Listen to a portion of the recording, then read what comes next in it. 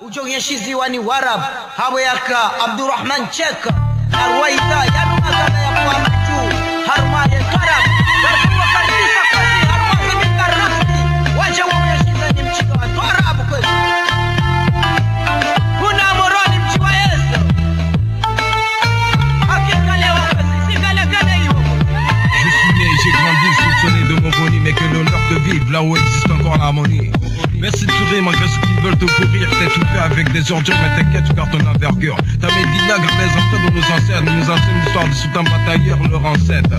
Ton visage espère amour et fraternité, ton image espère la foi et calme les âmes agitées. T'as mélange fait ton peuple rien de beauté, vends-toi Rabo Shirazé, désormais on ne fait plus guerre. Moroni berceau de l'union des Comores, Moroni symbole de la paix, reste fort.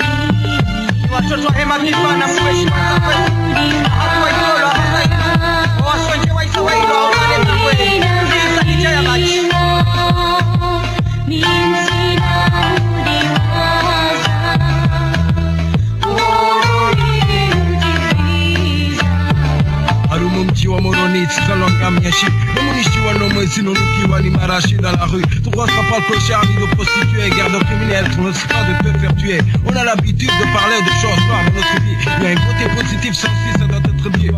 Que la violence fait partie de leur quotidien. Waishilizi watukufu wa Radio Haiba, assalamu alaikum. Undaula wakati rakazizana rije ridunge mpango wa hatu undoni leona maudu wadzimana Bahirat Swalih na Yasser Mzee Said hama dihili mjuwao mpango wa hatu undoni leona maudu unu kanti hau uhashirizizani na weshelezizana na utataua utaha urielewe namna omji wa hatu wakanti ezivirao hunu mjini ne namna wandu waziendele wazidungao haizo leo ngarjo utasoma mana leo ngasina mainvité wajoka urongo wa lugha ya Shifaransa donc avo leo exceptionnellement et première partie ya mpango wa hatu ngarjo itekeleza haya lugha ya Shifaransa artauze soma za hatu ishilizikao kwa uridunga na urishilia ngarjo utasoma ezi partie za dunga ndojo utekeleza halugha ya Shikomor. Marhaba mjonika mwanama Yasser o mrongo ya onesembavi emainvite kaudorilo nao. Marhaba. Ewa washirizi watukufu, leo hamaka malada sihunana ilirada zinu hizo ili rejirali sisi nanyi harimwa zinanguika unga zijiru harimwa mji wa Moroni huliwana maendeleo utamaduni na ze aspe za saa zonti ikao si uzivumbua banu mashughuli na ze evenement humandoni ngasina wajeni ikao wajeni wa Shifaransa abonge lugha ngajuru wa Shifaransa angarta hauze samaza hatu na ukana baada ya he mpando wa mwande niunu ngarjore jei harma ilugha ya shi Komori ya bombo se wasna ulata ndo njia harma ya sujet halugha shi Faransa. Donc Bahirat, à vous. Bonjour chers invités, je vais vous laisser la parole pour vous présenter.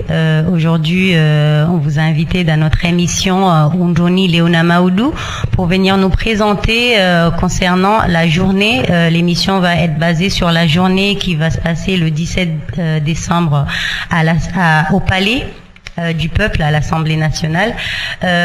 Donc la journée, c'est une journée d'information sur les programmes d'appui à la société civile comorienne.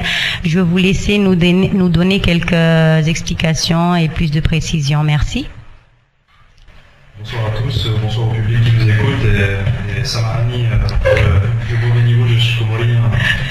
On essaie de faire des efforts et Haraka comme Jojo Shikomori, je promets. Merci. Mais il va falloir encore un peu de temps. Je me présente, je m'appelle Alexis Maclay, je suis attaché de coopération à l'ambassade de France. Je suis venu avec ma collègue Katie Régis, qui elle est chargée de mission pour la société civile au service de coopération et d'action culturelle.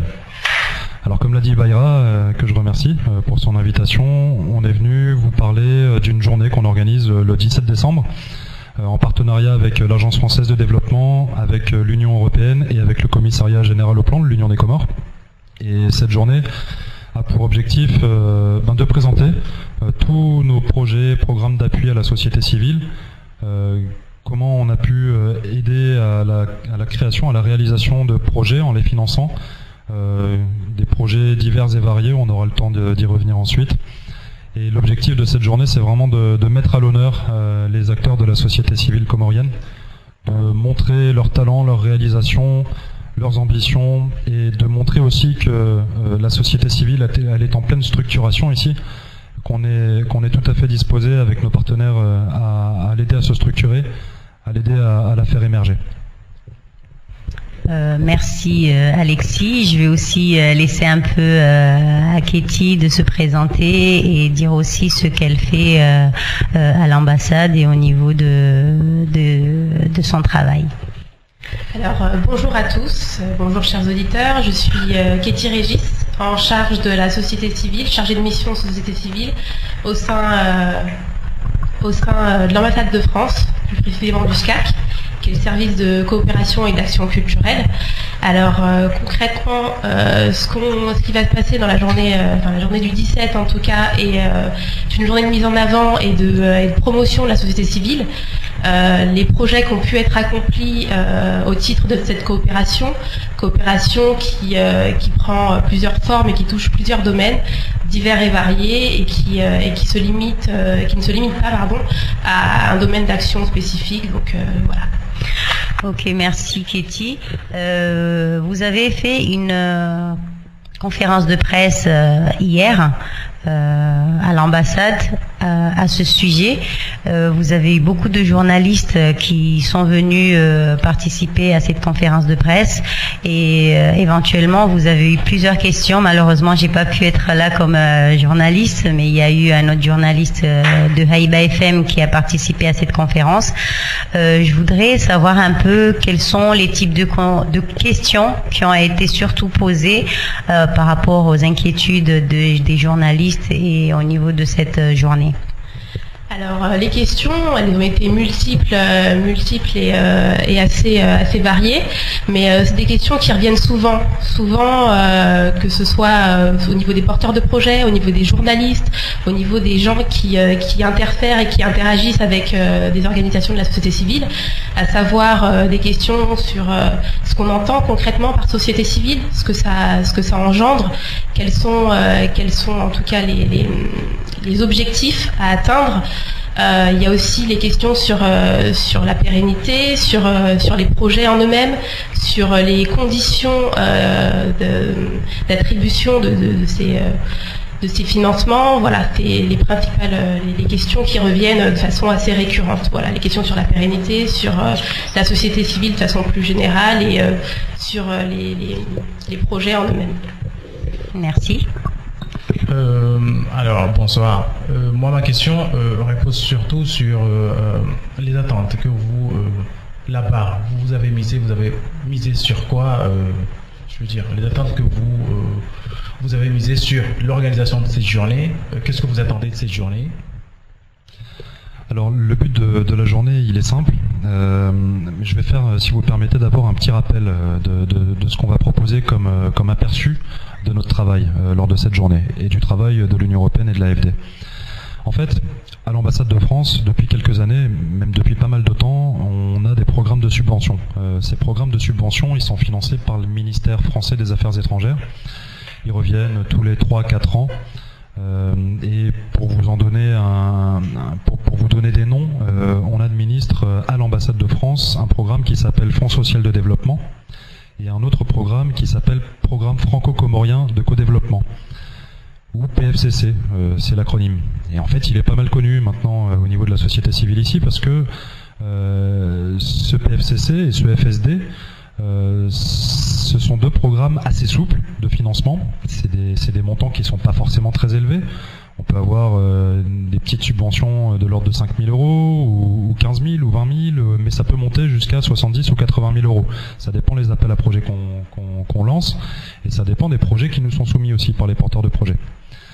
En fait, notre objectif samedi, c'est de rendre compte de ces enveloppes de subventions et de proposer à ceux qu'on a financés d'avoir libre parole sur ce qu'ils ont pu faire, sur ce qu'ils ont pu réaliser, sur l'accompagnement dont ils ont bénéficié par l'ambassade de France. Et là, je rappelle que je parle au nom de l'ambassade de France. L'Union européenne a aussi des programmes d'appui à la société civile et aux autorités locales. Et l'Agence française de développement a aussi des mécanismes qui lui permettent de financer des organisations non gouvernementales. On parle par exemple d'agriculture durable, on parle de création de chaînes de valeur productive, de transformation de produits locaux, de valorisation de produits locaux, on parle d'émergence de talents aussi. On veut aussi montrer lors de cette journée que l'implication de la diaspora, elle est hyper importante. Pourquoi je dis ça? Parce que le programme franco-comorien de co-développement, il est vraiment axé sur d'une part des projets qui sont réfléchis entre des associations de la diaspora et des associations comoriennes, et c'est aussi des projets qui impliquent des experts de la diaspora. C'est-à-dire, par exemple, sur un projet d'eau, on peut avoir besoin d'un hydraulicien. Si l'hydraulicien, on ne le trouve pas ici, eh ben on peut le trouver dans cette force vive qu'est la diaspora. On peut trouver des profils techniques super compétents qu'on va faire venir, qui ont envie de s'investir pour leur communauté ou pour leur pays, dans un sens plus large, et qui vont revenir ici aider les porteurs de projets à mettre en place leurs activités, leurs réalisations. D'accord. Donc la journée de samedi, vraiment, c'est mettre à l'honneur ces associations, mettre à l'honneur les talents qu'on a pu voir émerger avec la mise en place de ces projets, insister sur l'importance de la réflexion comorienne, mais pas que, c'est-à-dire mobiliser tout le monde pour que les Comores puissent s'accomplir parce que c'est un pays qui a tout pour progresser, qui a un environnement naturel superbe, qui peut avoir une agriculture diversifiée, qui peut être complètement indépendante d'un point de vue agricole. On pense qu'il y a beaucoup à faire sur la transformation des matières premières, on pense qu'il y a beaucoup à faire sur l'environnement. Il y a tout à faire et il y a beaucoup de choses auxquelles on croit et on est sûr qu'il y a beaucoup d'idées qui doivent être mises à l'honneur samedi et qu'on continuera à valoriser dans le futur. Merci Alexis. Cette fois, ma question va revenir à Katie. La question que je voudrais vous poser, c'est quelles sont les conditions pour qu'un dossier soit reçu et que les fonds soient attribués? Est-ce qu'il y a des types de dossiers spécifiques où c'est porté ou c'est attribué à tout le monde? Alors, ce qu'il faut savoir dans un premier temps, c'est que, comme Alexis a pu le dire précédemment, c'est que voilà, on a deux types de programmes qui sont mis à disposition au sein de l'ambassade et du SCAC, permettant de financer les projets et les porteurs. Alors, il y a le PFCC qu'on a exposé au préalable, mais il y a aussi le FSD. Le FSD qui est vraiment un programme et qui est le programme le plus souple et le plus accessible aux petites structures et aux petits porteurs de projets. J'insiste beaucoup sur cette notion, c'est-à-dire qu'une association ou un organisme, en tout cas qui a une faible capacité d'absorption de fonds, peut nous présenter un dossier. C'est-à-dire que voilà. Après, c'est vrai qu'il y a des conditions. Les conditions sont tout de même assez souples, mais existantes. On va avoir des conditions comme le fait qu'il faut que ce soit une association qui soit déclarée et qui ait des statuts, qui ait une existence, on va dire, d'entre 2 et 3 ans. Voilà, pour être sûr que c'est pas une association qui s'est créée de façon, voilà, juste pour l'occasion et pour absorber ces fonds en question. Il y a aussi, on s'assure que les gens qui sont entre guillemets à la tête de cette association et qui sont les membres actifs ou autres, aient certaines capacités, en tout cas techniques, et pour la mise en application des projets en question. D'accord. Donc voilà, c'est 2 conditions parmi tant d'autres. Mais il y a également quelque chose qu'on a tendance à oublier et qui est aussi dans nos capacités au sein du SCAC, c'est le suivi accompagnement de nos projets. C'est-à-dire que quand on a des approches qui sont des approches projets les porteurs ont des approches projets. C'est-à-dire que on met en place des projets qui vont durer 1 année ou 2. Et après, on ne sait pas trop ce qui se passe. Nous, ce qu'on fait en tout cas au sein de l'ambassade et ce qui est mis en place, c'est une approche suivi-accompagnement. Suivi-accompagnement, c'est-à-dire qu'à la fin du projet, on a un suivi et on a une capacité de conseil et d'accompagnement de ces porteurs qui peut même aller parfois jusqu'à 1 année après la fin du projet, l'exécution et le rendu financier et technique. On accompagne, on suit, on regarde si la structure est toujours en place, si les actions sont pérennes et si tout se passe dans les meilleures conditions. D'accord, je crois que Alexis voudrait intervenir et rajouter quelque chose.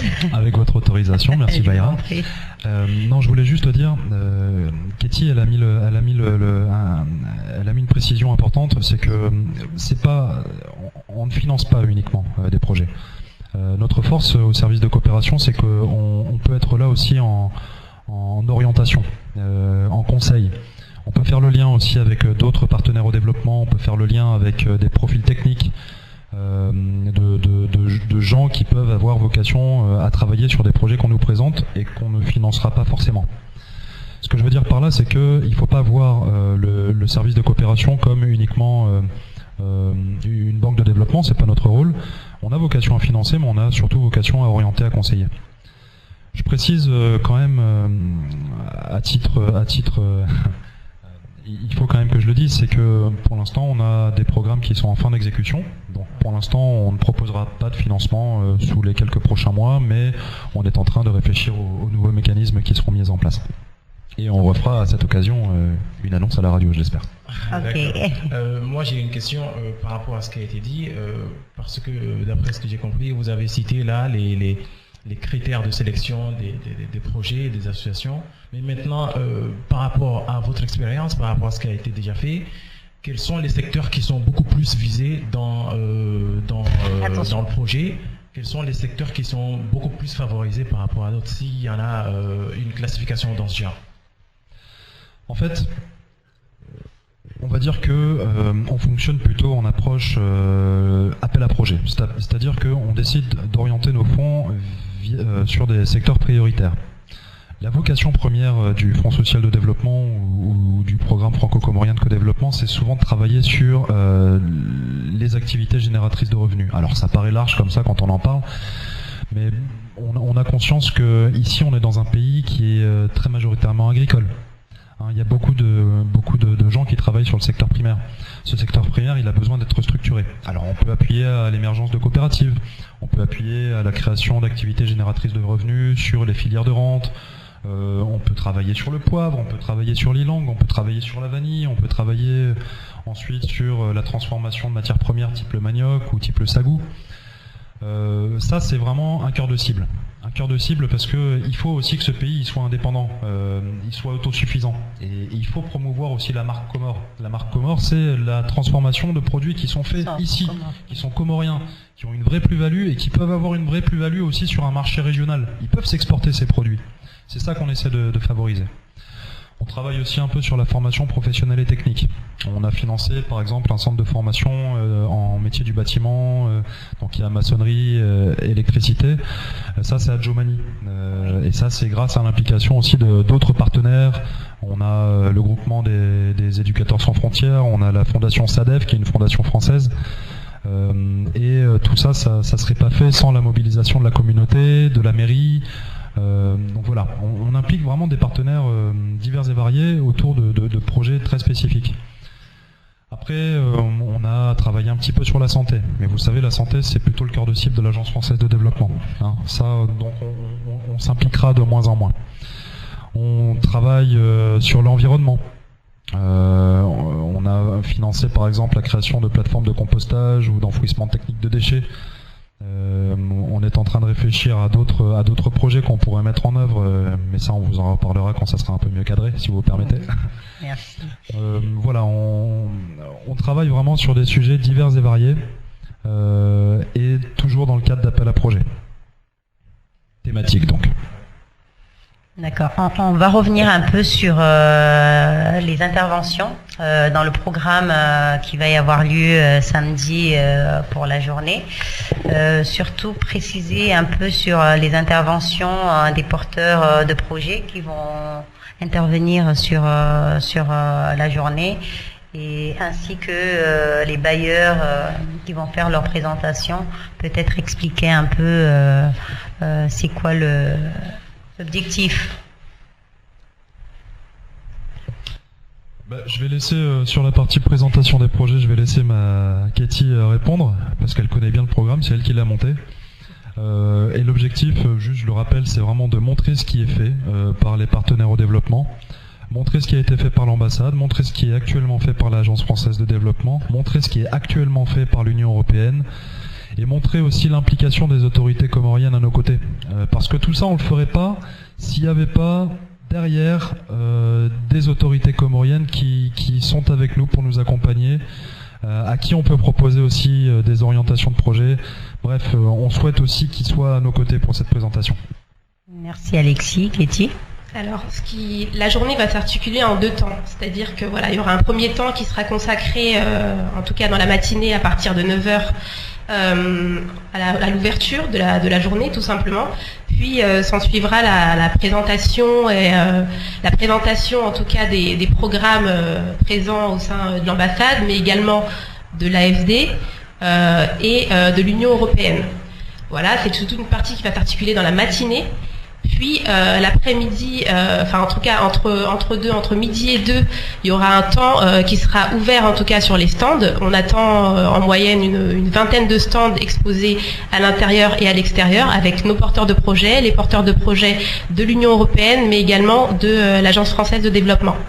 Donc voilà, et l'après-midi, on organise une table ronde qui sera ouverte à tous. J'insiste, ouverte à tous, tout le monde peut venir y assister et participer, parce que c'est votre contribution qui fera en sorte que cette conférence sera attractive et intéressante.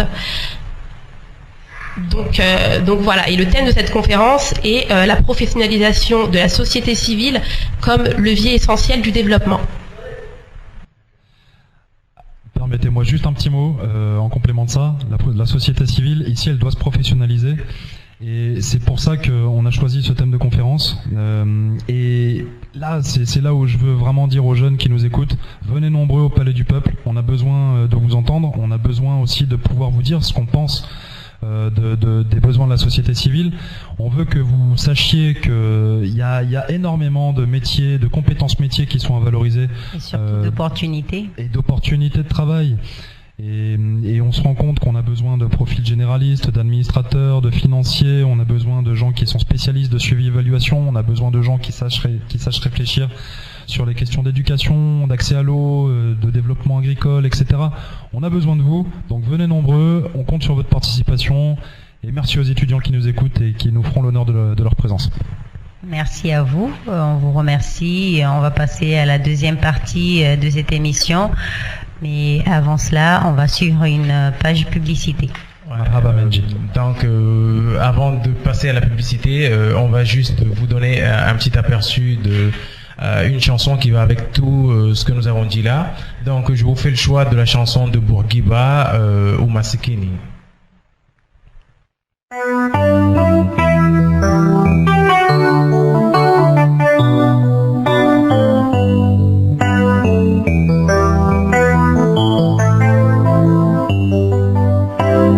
Wakana winji wa jitihadi ya usoma wafaidishe yeti wende hata wafumbunziani sababu ndo masikini nabo wasijine hamade sajoshindazi undrietiro kwa wachifi yao modali sababu ndo masikini nabo wadunga wamachafawa watoa ozero finia tusungwa fiao mubarini zinupia ndo masikini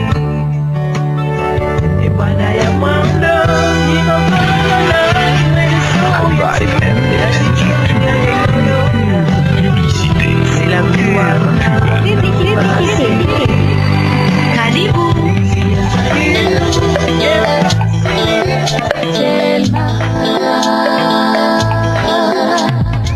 Karibu Telma, kuishia wema, no jamani wansani ajawe Telma, ushalabeha, internet mundia, wasimana Telma, nongo pia njema, ngawe na Facebook, hadi ngawe na YouTube, mapicha haini ulio, waundo wala watio, ngawe na kache, yelewa dunia anyi zelefura, nongo pia so, arakandi arisala ukara, ujue dunia we, onesa yao pia, hidaya nezefura, unamula jinde mshindi, Telma jitolea, singiro asailisha, mawasiliano ya njaiba, nilo wa mandora msaua, ngawe na Facebook, hadisi ngawe na YouTube, mapicha haini ulio, waundo wala watio, ngawe na kache, yelewa dunia anyi zelefura, ndongo pia so,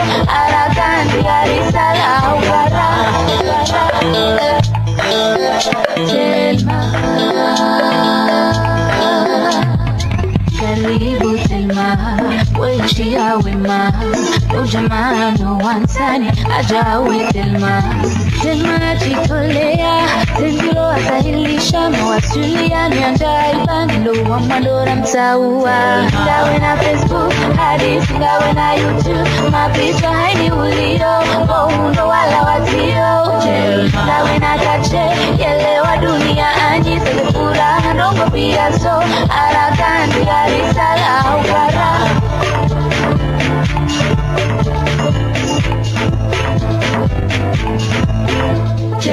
Ngawe na kache, yelewa dunia anyi zelefura, ndongo pia so, arakandi arisala. Telma, partout aux Comores, le choix numéro 1. Pub.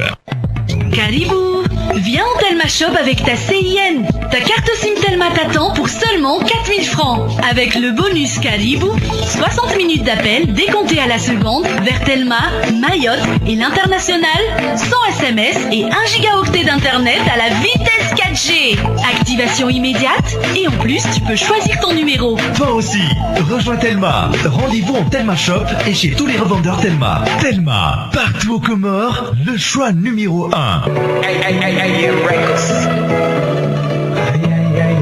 Abi Aviation, destination Dar es Salaam. Hujambo Dar es Salaam. Abi Aviation, de shirika la avion lichanganyao imkomori ni mjini. Usiniulize kwa nini. Abi Aviation, gwendo Tanzania marane mfumo. Habi ya kinansi, inyandisa 76,000. Wa Tanzania jamaa wa Komor. Ngwambao ile shirika Abi Aviation. Ikam safara wa hawani, iyabo Abi Aviation. Yamenika moyoni, nataka kule. Abi Aviation gujihuro moroni waswili harumenzia ya bonzami zihule no waswili lomoroni opalo mhono mmeni hao juse matso nguono Abi Aviation wiwaswili Abi Aviation omrengwaro iyo aula haizo na risanganyi hasonsi ritamani ile shirika Abi Aviation ezi avios Abi Aviation uepashia weula wataradot haizo utifikiri hata hali jisanganyi bazimana Abi Aviation wili wafanya msafara wa hairi Abi Aviation utimfanisi ni mashirika manroji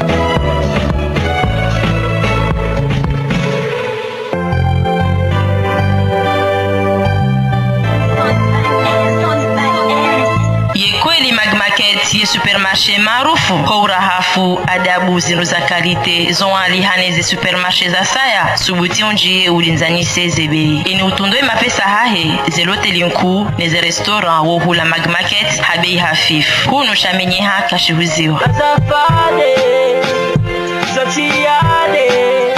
Maguju Markets, Magmaket, wekwambilwa ukaya eshe masharahisi wa shiroshe ya shisa. Maguju Markets, leze supermarché mwanzani nele posho nonono. Jia Magmaket, ulinzanisi ezindu nezebei nwasaya. Ze supermarché Magmaket, ngozi pariso, bongo evenza ho, Maguju, la corniche na asgarali. Magmaket omwifabu ya raya, neziru zanenyeha. Iyo tila wa mauhai, haizo patana na Magmaket, ukifabu yezui hai hao. Haïba FM, c'était la pub. C'était la pub. C'était la pub. Marahaba waishilizi wa hii radio Haida FM ngarirejeyo harmashi la shikomorisha hatu nganyi wadzima na Bahirat Swalih na Yasser Mzee Said ngamjuri swami tena bo yakari uambavisha inu mpango ikao ngaritsa hao rijuezi virao rielewezi rende hao donc ekari hundu wa jeni wa jorongo wa shizungu haushingereza haushi arabu haushi bushi haushi sawahili ngarijo wa para waje no waje wareleze abo ngarijo utsaha ihorenda iho ridotsaha wajodo mfasiriziza ni tidhelilo bo Yasser delilo mimi mjosha arabu swafi ndio kwa mlo msoba fil janna abo basi ngujoelewa ewa abo ngie washilizo tukufu wa Haïba FM rende na unjia harma parti ya bili ya mpango hatu na ndi parti ya heze interview na usiku wa leo rirengeshwa baha rirejei harimwa madaika oriparo ivumbua banu sha karjaka na band sonore leori hundu band sonore rikahanzari mrejezeni babi ilimienshi babi zilekao sisi ndo ndarazienshi na ndo husiana ni projet ya Elbada ya Muzdalifa House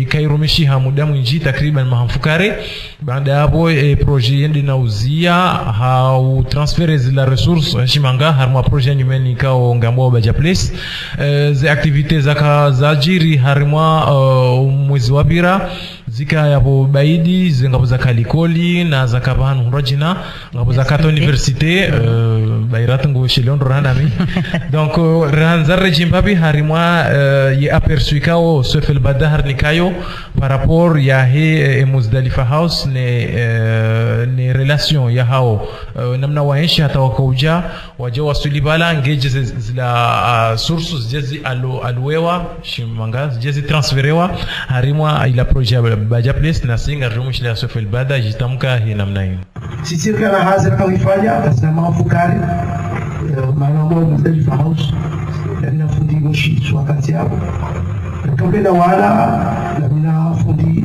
ensuite c'est un docteur de cardiologue il vient au shairi poet alafu mungu mwanangu anafanya wakati na wana wale la seconde table terminale ikaomba usioma on type de 26 bisna shamba walo wakati disi excellence ya mtu wana wao kuanzia Sinabo ifanya spectacle Sinabo monte festival de Sinabo anzamba na taonzia au bakila Sinabo university walio humo reforme wa rashinda mbali wakati wa haonze tu almazio zitimize fukare au zidale kwa modeli fai sipara malengo wa jambo ishia na nyasi watu wazio au walo na mtahaba zina faida na nisi alifanya nauza sasa munga hapo tuafimu ile tuadiskimbi dika huko zima udapri bonze alafu kama ngafanywa hazina hafukari juzi jambo yule kama ni hafukari timu zinasia walo sasa ndio zile ndio kwa sikiri anapotoka na gari ndio mbali kuzu bana mko zile ndio haumro alibuzu ndio ile nyumbani ile gari ndio sudi izananyumisha kaza mandari ligwegari la nyumbani huko gari la nyumbani desa proposal na nyasi wasasembe ali rengeli kai katika jalan investisse cette place publique ili kufanya hazi ya kuhusu ulimisi nyamba ulimisi sana simu ya babi informe wanashawati kulimana na tabia wanashawanga kwa bana kimaro washa atawa kwa mwana mchwango sha shuka kichuma gema ndio mdochina bana kama tuka bana kwa zi watu wanatoka hapo daraja ndani yao kama tushira tudogo watu ndio wao ndenge ndio watu sisi ndio wao ndenge ili maana watanyama ile ni mwezi mwana atuna kumtabiri sio mondial atuna tukubeni na ndio bana puisque ikawa la zwani ikawa la maore ikawa la mwali atuwa pia maji na kujingo na heza na bauka mwenye mji ndio ulivunio ya shayadi ya zivumu ya chakulaja la sijitele kwa je crois que ishahacho mjuu mkozi mjuu kama wazee wanadimani haja habulia ema jahazi na makoti ya njia ndongo na namba ya nyarata na wao kawala hule abashaisongo si wache si wana safari ndio ndio safari cha eneo mjuni cha shibu wala kwa siwa hea kwa chama baba nuku leo na vengeza ngo hizo kaizo taratibu za ukaasi ya dunia leo namna ingwaje na nini akaunta bomba shira mashina zao kwa tangolo hema patu wao wataonzia ni wao sio hawana na maisha vote Mungu kwa hili wao kama mamaskini Gujarati wakaunta waje Mungu wachote elewa ndio kauja huu habungwa na tabu sio na babu yani malabira tabu hajamu chau zia kati leo walolea wazalia walichoni alionekana Mungu alafu tuanza fikira ile je ishadalia mwanze mahudimani na binguzidu wajabuloni wasia watu watengo kiumu hiyo ziara kule bahari ile zoni ula ndio faida za hayo ndio hii ndio ndio shida matendo lida baranga sina side kina baki wala hamana mwenda na ushia ola sef el bada akaenda na wone sambabi mkonzi wa Muzdalifa House ni namna wafanya hazi ni zindongo ikao zikaujiri harmwa ile hola hao ni zifikira ikao ngo nizo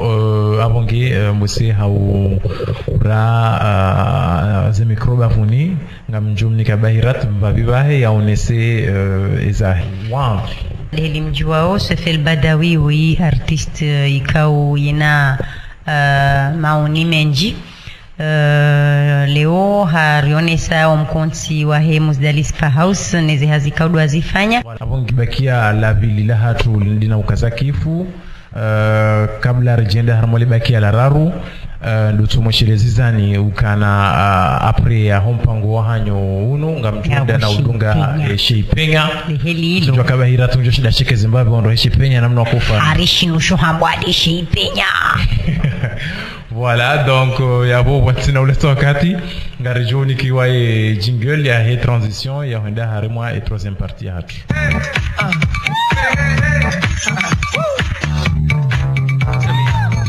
Shipenya shahena mfumu hamai Radio Haiba FM.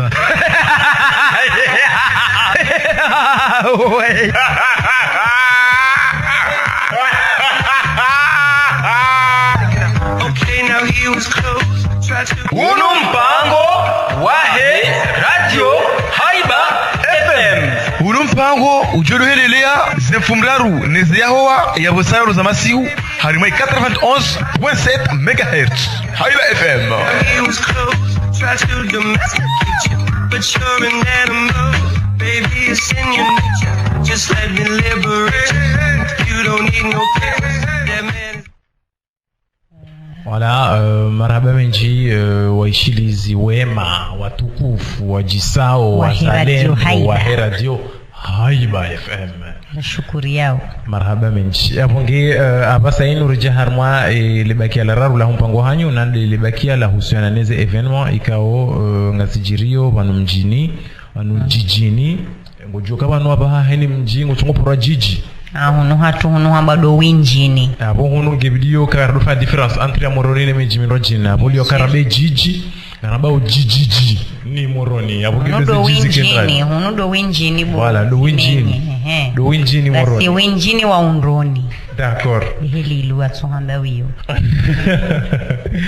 Alors armwe troisième partie armwe umpa wa heze événement do humoshelezizani ya ukana madamne la rakau ya armwe lugha ya shi beberu ya shimanga mfumo nsi oshao ngabo événement ikao ngejuko kwa Palais du Peuple le samedi 17 ikao ngejohandisa rangu sararu hata saa 11 inu usiku ikao ndo zensi yani shimanga sana beshi Faransa ensi ya daula Faransa ni uzima wa hezensi za Europa watanganyihani hao ne komisaria yopla tujoyo mrama ya Komori ne komisaria yopla ya Komori Komori au ya Ngazija komisaria general au plan donc wende wafanye journée ya bilan ya heze programme ya za coopération française na Union européenne ikao ze programme hizo de mipango ya hao ikao yo husu za initiative za société civile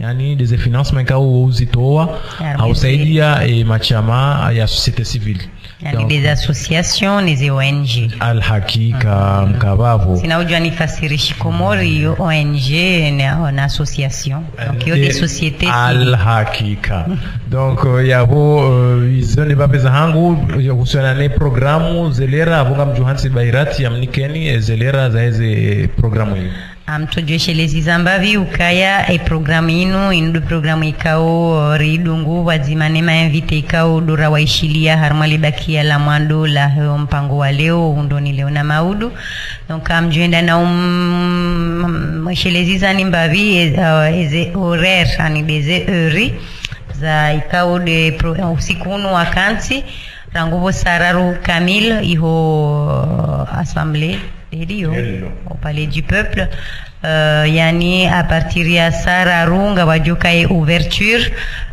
sane présentation ya heze programme donc heze programme hizo des fonds ikaudo wazitia anziani hausaidia ze ONG na ze association sane na dakika mongo minena nsano gavo ze intervention yani des discours ikao ngajoka ufanyiwa ne ma porteur de projet yani da wandu ikao waisawa beneficie neze fonds ne misanja ya mapesa uhusu ze organisation zinu ambassade na Union européenne ensuite ngajodunga na wasasi takamil po d'amitié yani domlumba hindu amjoka yabo yo nasuru amisirika wengo joka yabo jusqu'à saa 8 kamil ngawajo ufanyiha conference débat ikawa inunge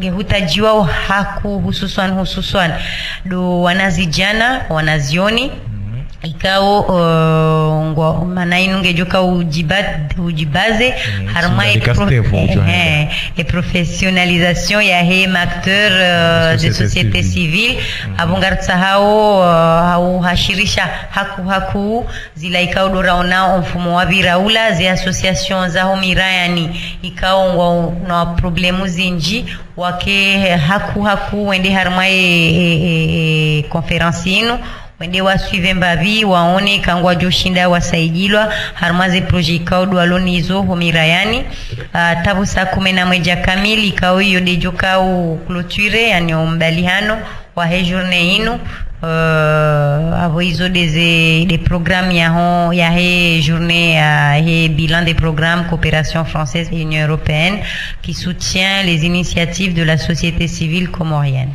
Okay, marhaban. Yabo watina ulata mpango upande wa heze evenement ya hesmeni ndiyo abonge ngarjo henda na humnikani upande wa mwiso ndo husu ni mashughuli shana mwishiye hena mna ignorance.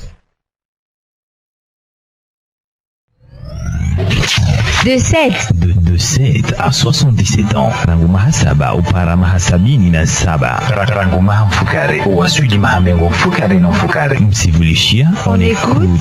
Ngarishili yao. Haiba.